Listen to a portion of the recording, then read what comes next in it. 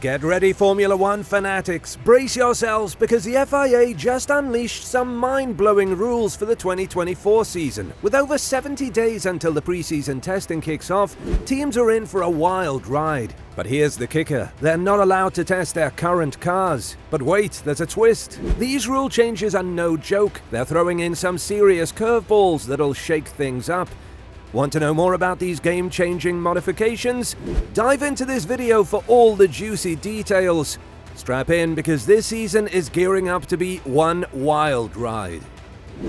The 2023 Formula One season in Abu Dhabi just finished, and people are getting ready for the 2024 season. Max Verstappen and Red Bull did really well this year, but McLaren and Ferrari improved their cars towards the end. In 2024, Alfa Romeo will change its name because their sponsorship is ending. They'll become the Stake F1 Team Kick Sauber team in 2024 and later change to the Audi team in 2026. Red Bull's junior team, Alpha Tauri, will also change its name in 2024. They might go back to their old name, Toro Rosso, or possibly be called Racing Bulls. Although there aren't many big changes for 2024, it'll have a record-breaking 24 races, making it the largest year for the championship. The 2024 F1 season starts on the 29th of February.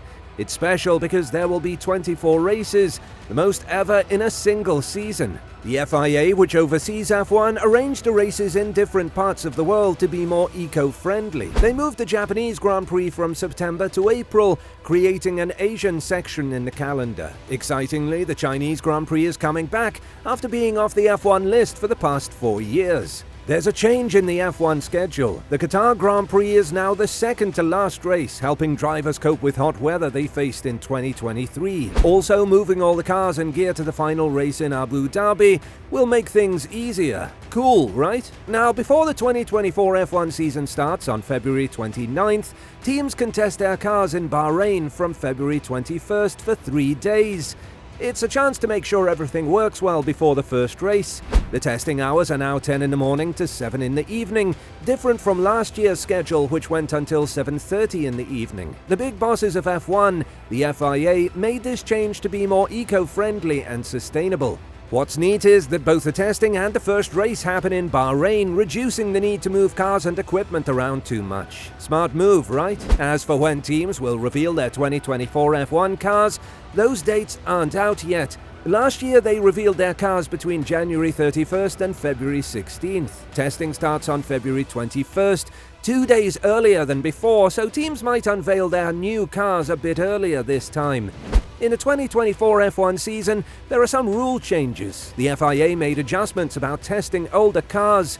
Now, according to the updated rules, cars can only use parts and software that have been used in a previous competition or testing during the championship season. This prevents teams from putting completely new parts on old cars to get an unfair advantage during testing. Regarding the primary new rules for F1 in 2024, there's a change in tyre testing called the Pirelli tests. Pirelli requested more days to collect data for tyre development. So instead of 35 days, there will be 40 days dedicated to this. Additionally, there will be 4 extra days specifically for testing wet weather tyres. This change aims to address drivers' complaints about issues with wet tyres and improve driving in wet conditions. Efforts are ongoing to improve drivers' visibility by developing splash guards. The first trial in July at Silverstone didn't work well, so there's a new design being tested in May. Based on feedback, the FIA will decide whether to use anti-spray devices in 2025 or maybe delay until 2026 when new rules come in. They're trying to make smart decisions based on how well the new design works. Now about filming days. Teams use these for promotional events to show off their new cars. Normally they're allowed to drive up to 100 kilometers, but starting from 2024, they can go twice that distance in a single day. Moving on to testing with older cars, teams can have private tests during the season using cars that are at least 2 years old. In 2024, they can use ground effect cars for the first time. This gives a great chance for young or reserve drivers to learn and get experience with these cars. These testing days are valuable for drivers to get more time behind a wheel of a Formula One car. The Federation has made some changes. Now teams must use materials that were already used in an official session of the 2022 test or Grand Prix. This stops teams from trying new things during these days to gather data for the 2024 Formula One car. Apart from these main new rules, there are other decisions coming in. Firstly, there won't be any more Grand Prix events with fewer sets of tyres available. They used to give only 11 sets instead of 13 for a whole weekend in 2023, but complaints from drivers and teams led to abandoning this idea. It didn't add to the excitement of the race. The plan to get rid of heating blankets has been delayed until at least 2026. That means for the next 2 years they'll continue using them like they do now. Also, to handle extremely hot conditions like what happened at the Qatar GP, cars will be allowed to open up ducts in the nose for better airflow and cooling in the cockpit. Changes to metal parts on the car's floor aim to make things safer for the drivers. There are also small changes to the financial limits to help teams deal with financial challenges they've faced. Looking ahead to the 2026 season, there's a big decision. Teams can't start developing the 2026 car until the start of 2025. This means they can't physically start making the car until the year before it's supposed to be used, even though they might work on prototypes using computer simulations. To make sure the new car is well prepared, its production is delayed. Formula One is also thinking about changing the sprint race format for the 2024 season.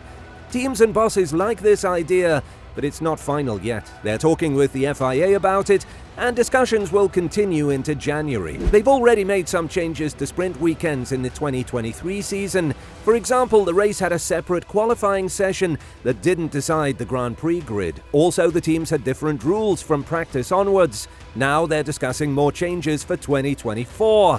One idea is to have qualifying for the Grand Prix in the afternoon and the sprint race in the morning. They might also have another qualifying session on Friday after the first practice session. Regarding reserve drivers for 2024, some teams are keeping their 2023 reserve drivers, like Red Bull with Liam Lawson and Mercedes with Mick Schumacher. But McLaren is introducing new reserve drivers, Ryo Hirakawa and IndyCar driver Pato O'Ward. The call for a reverse grid in sprint races to enhance competitiveness and unpredictability in Formula One has sparked debate among fans. While some advocate for this change, citing the potential for thrilling comebacks, others criticize the frequent rule changes implemented by the FIA. Advocates argue that introducing a reverse grid system in sprint races could inject excitement into the championship. This format could lead to thrilling battles as top drivers like Max Verstappen showcase their skills by navigating through the pack from the back. It might create new strategic elements and add unpredictability to the races, potentially attracting more fans to the sport. However, critics express concerns about the frequency of rule changes. They emphasize that while evolution in F1 is necessary for maintaining competitiveness and viewer engagement, a balance must be struck to avoid undermining the essence of the sport. Continuous alterations might create instability, making it challenging for teams to adapt and diminishing the significance of technical mastery over time. F1 has a history of adapting rules to keep the sport dynamic and engaging, yet it's equally crucial to consider the implications of these changes. The FIA's responsiveness to fan feedback is commendable, reflecting a commitment to improving the spectacle of racing. However, it's essential to implement changes thoughtfully, ensuring they enhance the sport's essence without compromising its integrity. Regarding suggestions for handicapping winning cars akin to horse racing, while innovative, it requires careful consideration. Implementing handicaps could potentially create an artificial level playing field, but might also raise questions about fairness and the true merit of victory in a sport known for technical prowess and driver skill. What do you think of these new F1 2024 rules?